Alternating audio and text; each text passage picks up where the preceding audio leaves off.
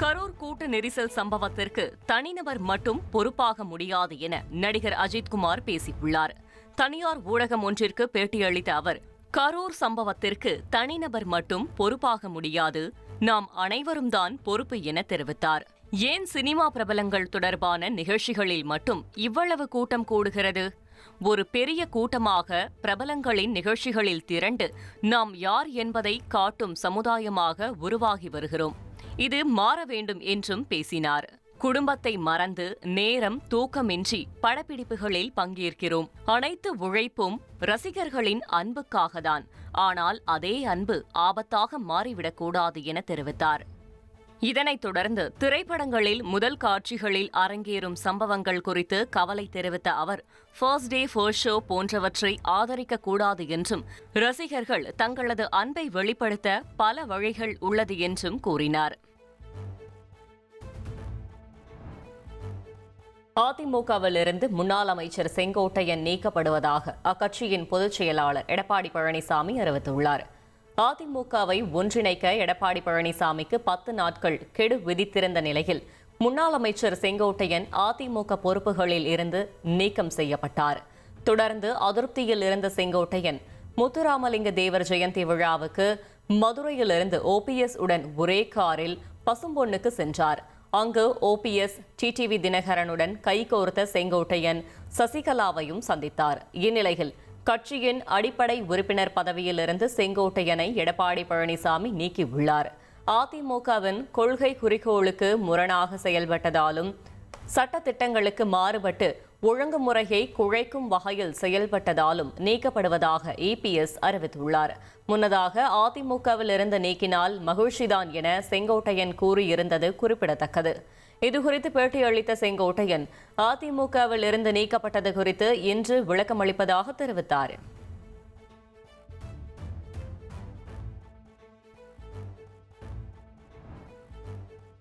தமிழ்நாடு சட்டப்பேரவையில் நிறைவேற்றப்பட்டு நீண்ட காலமாக நிலுவையில் இருந்த 9 மசோதாக்களுக்கு ஆளுநர் RN ரவி ஒப்புதல் அளித்துள்ளார். அந்த வகையில் தமிழ்நாடு நெடுஞ்சாலைகள் திருத்த மசோதா, தமிழ்நாடு கடல்சார் வாரிய திருத்த மசோதா, தமிழ்நாடு மின் நுகர்வு அல்ல விற்பனை மீதான வரி திருத்த மசோதா, தமிழ்நாடு சம்பளம் வழங்கல் திருத்த மசோதா, தமிழ்நாடு நீக்கரவு செய்தல் சட்ட முன்வடிவு, தமிழ்நாடு நீக்கரவு செய்தல் 2ஆம் சட்ட முடிவு, தமிழ்நாடு நிதி ஒதுக்க சட்ட மசோதா, முக்கியமாக தமிழ்நாடு நிதி நிர்வாக பொறுப்புடைமை சட்டத்திற்கு ஆளுநர் RN ரவி ஒப்புதல் வழங்கியுள்ளார். இந்த மசோதா 2022 பிப்ரவரியில் நிறைவேற்றப்பட்ட போது தேர்தல் நெருங்குகிறது என கூறி ஆளுநர் திருப்பி அனுப்பியிருந்தார். இருப்பினும் சட்டப்பேரவையில் மீண்டும் நிறைவேற்றப்பட்ட நிலையில் தற்போது அதற்கும் ஆளுநர் ஒப்புதல் அளித்துள்ளார். இதனை தவிர்த்து தமிழ்நாடு தனியார் கல்லூரிகள் ஒழுங்குமுறைப்படுத்துதல் திருத்த சட்ட மசோதாவை தமிழ்நாடு அரசு திரும்ப பெற்று இருப்பது குறிப்பிடத்தக்கது.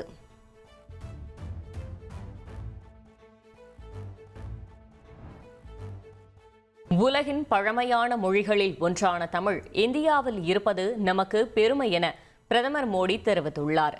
குஜராத் மாநிலத்தில் நடைபெற்ற சர்தார் வல்லபாய் பட்டேல் பிறந்த நாள் விழாவில் கலந்து கொண்டு பேசிய அவர், குழந்தைகள் தங்கள் தாய்மொழியை படித்து முன்னேற வேண்டும் என்றும், இந்தியர்கள் பிற மொழிகளை கற்று பாராட்ட வேண்டும் என்றும் தன் உரையில் குறிப்பிட்டுள்ளார்.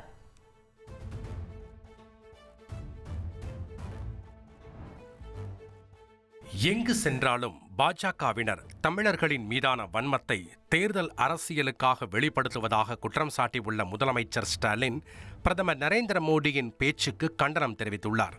தமிழ்நாட்டில் திமுகவினர் பீகாரைச் சேர்ந்த உழைக்கும் மக்களை துன்புறுத்துவதாக பீகார் தேர்தல் பிரச்சாரத்தின் போது பிரதமர் மோடி பேசியிருந்த வீடியோ தனது எக்ஸ் தளத்தில் முதலமைச்சர் ஸ்டாலின் பகிர்ந்துள்ளார். இந்த நாட்டில் உள்ள அனைவருக்குமான பிரதமர் பொறுப்பில் இருக்கிறோம் என்பதையே நரேந்திர மோடி அடிக்கடி மறந்து இதுபோன்ற பேச்சுகளால் தன்னுடைய பொறுப்புக்குரிய மாண்பை இழந்துவிடக் கூடாது என்று ஒரு தமிழனாக வேதனையுடன் கேட்டுக்கொள்வதாக முதலமைச்சர் குறிப்பிட்டுள்ளார். ஒடிசா, பீகார் என்று எங்கு சென்றாலும் பாஜகவினர் தமிழர்களின் மீதான வன்மத்தை தேர்தல் அரசியலுக்காக வெளிப்படுத்துவதற்கு தமிழ்நாட்டு மக்களின் முதலமைச்சர் என்ற முறையில் கடுமையான கண்டனத்தை தெரிவித்துக் கொள்வதாக கூறியுள்ளார். பன்முகத்தன்மை கொண்ட வேற்றுமையில் ஒற்றுமையை காணும் பெருமைமிக்க இந்தியாவில் இந்துக்களுக்கும் முஸ்லிம்களுக்கும் பகையை வளர்ப்பது, தமிழர்களுக்கும் பீகார் மக்களுக்கும் பகை உண்டாக்கும்படி நடந்து கொள்வது போன்ற அற்ப அரசியல் செயல்பாடுகளை நிறுத்திவிட்டு நாட்டின் நலன் மீது பிரதமரும் பாஜகவினரும் கவனம் செலுத்த வேண்டும் என்றும் முதலமைச்சர் ஸ்டாலின் வலியுறுத்தியுள்ளார். திமுகவினரை தூண்டிவிட்டு வெறுப்பு பிரச்சாரம் செய்வதாக முதலமைச்சர் ஸ்டாலின் மீது மத்திய இணையமைச்சர் எல் முருகன் குற்றம் சாட்டியுள்ளார்.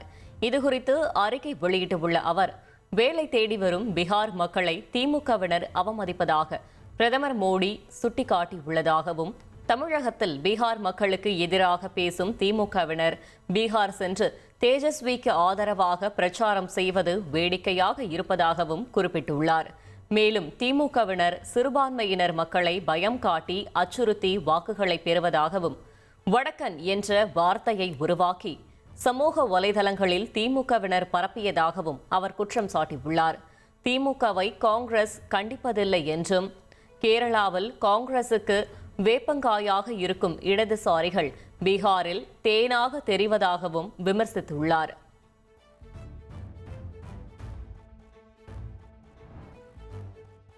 தமிழ்நாடு சுகாதாரத்துறை உத்தரவின் பேரில் மருந்தகம் மற்றும் கடைகளில் ORSL என்ற லேபிளில் பொருட்கள் விற்றால் உடனடியாக அவற்றை பறிமுதல் செய்து நோட்டீஸ் வழங்கி நடவடிக்கை எடுக்க உத்தரவு பிறப்பிக்கப்பட்டுள்ளது. இது பற்றி தமிழ்நாடு சுகாதாரத்துறை பிறப்பித்துள்ள உத்தரவில், உலக பொது சுகாதார அமைப்பு மற்றும் தேசிய காசநோய் ஆராய்ச்சி நிறுவனம் என அச்சிடப்பட்ட ORSகள் மட்டுமே தமிழ்நாட்டில் விற்பனை செய்யப்பட வேண்டும் எனவும், ORSL, ORSL Plus, ORS Fit என பெயர் அச்சிட்டு மருந்தகத்திலும் மற்றும் கடைகளில் விற்பனை செய்ய தடை விதிக்கப்பட்டுள்ளது. வயிற்றுப்போக்கு, வாந்தி உள்ளிட்டவையால் ஏற்படும் நீர்ச்சத்து இழப்பை தடுக்கும் முதல் சிகிச்சையாக ORS பயன்படுகிறது. தற்போது இது பல வடிவங்களில் விற்பனைக்கு வருகிறது. மருந்தகங்களில் ORSL, ORSL Plus போன்ற பெயரில் அதிக சோடியம் குளுக்கோஸ் நிரப்பப்பட்டு விற்கப்படுவதாக உடல்நலத்திற்கு ஆபத்தானது என மருத்துவர்கள் எச்சரித்துள்ளனர். இதனையடுத்து அமைச்சர் மா சுப்பிரமணியன் தலைமையில் நடைபெற்ற கூட்டத்தில் இதுபோன்ற பொருட்களை பறிமுதல் செய்து நடவடிக்கை எடுக்க உத்தரவு வழங்கப்பட்டுள்ளது. எனவே அனைத்து மருந்தகம் மற்றும் கடைகளில் மாவட்ட உணவு பாதுகாப்புத்துறை நியமன அலுவலர்கள் உள்ளிட்டோர் ஆய்வு செய்து ORSL என்ற கரைசல் விற்பனை செய்தால் அவற்றை பறிமுதல் செய்து நடவடிக்கை எடுக்க உத்தரவிடப்பட்டுள்ளது.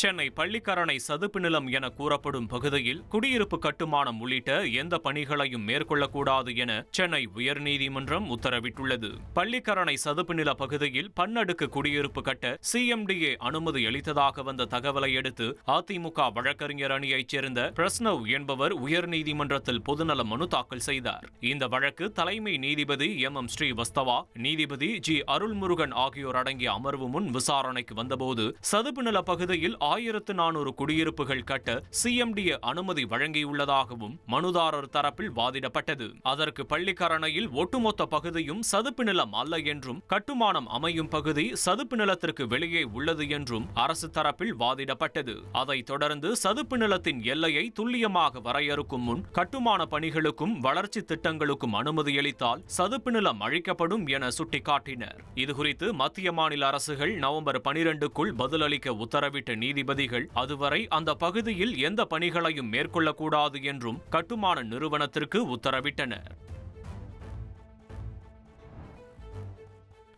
பீகார் சட்டப்பேரவை தேர்தலை ஒட்டி தேசிய ஜனநாயக கூட்டணி வெளியிட்ட வாக்குறுதியில் பள்ளிகளில் மதிய உணவுடன் சத்தான காலை உணவும் வழங்கப்படும் என அறிவிக்கப்பட்டுள்ளது. பீகார் சட்டப்பேரவை தேர்தல் வரும் 6 மற்றும் 11 ஆகிய தேதிகளில் 2 கட்டமாக நடைபெறுகிறது. இதையொட்டி அம்மாநில முதலமைச்சர் நிதிஷ்குமார், பாஜக தலைவர் நட்டா, மத்திய அமைச்சரும் லோக் ஜனசக்தி கட்சி தலைவருமான சிராக் பாஸ்வான் உள்ளிட்ட கூட்டணி கட்சி தலைவர்கள் NDA தேர்தல் அறிக்கையை கூட்டாக வெளியிட்டனர்.